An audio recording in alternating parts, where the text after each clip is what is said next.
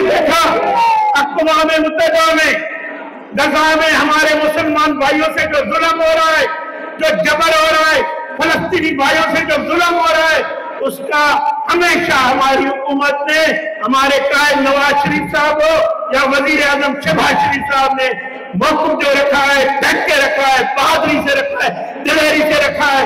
और इंशाअल्लाह ये जुल्म और बर्बरियत हमारे मुसलमानों से गजा में हो या कश्मीरियों में हो, ये इसका खात्मा होगा। इस जुल्म का दिन पूरे हो चुके हैं और अमन आएगा, क्योंकि हमारे वजीर आजम शहबाज शरीफ साहब सिर्फ इस खिते में नहीं, पूरी दुनिया के लिए अपनी कोशिशें कर रहे हैं। वो एक आलमी लीडर उभर कर आए हैं, जिस तरह हमारा नवाज शरीफ साहब एक आलमी लीडर है जिस पे दुनिया भरोसा करती है।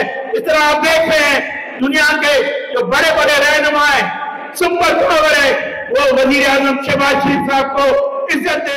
नवाज शरीफ, वजीर आजम शहबाज शरीफ।